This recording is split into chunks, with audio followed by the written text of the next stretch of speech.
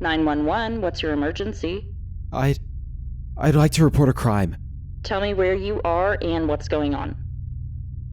I think there's been a murder.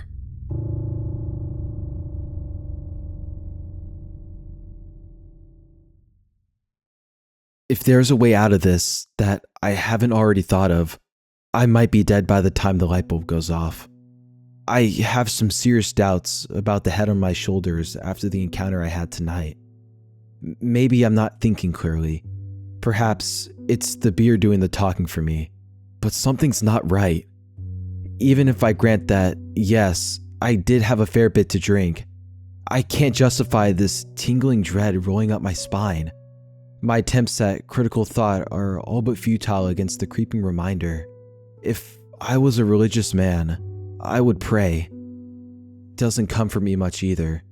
If God's real, he must be busy with other endeavors because no higher power would let a man like that walk the earth. I'm hoping that by recounting what happened, I can derive some logical answer from this. I wasn't looking for a wild ride. I finished a long, soul-draining shift at my job, and I needed a way to unwind. I called my friends to see if anyone wanted to hit up a bar with me. Sometimes a night out is exactly what the doctor forgot to prescribe. But to my defeat, all of them had prior obligations. Fine, whatever. I'm still gonna have some fun, I thought to myself. They were more for the sports bars anyway. I never grew up liking sports.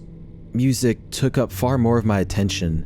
Generally speaking, I listened to all sorts of genres, but as I matured, I came to admire jazz. You know, the greats. Coltrane, Ellington, Armstrong, the good stuff. I knew of a bar downtown called the Syncopation Station. They had live music on Thursday nights, which happened to perfectly align with my schedule. The place was in town, so I just drove home and elected to walk there. The streetlights were already coming to life, clashing with an oncoming dusk. Descending hues of soulless blue gave way to distant stars slowly appearing in the domains of heaven above. It was a cool autumn night. Not warm enough for shorts and a t-shirt, but not cold enough to skin a bear and wear its hide for warmth. It is ironic, though, for how staunchly atheist I am. I want somewhere to be when I no longer have a place here.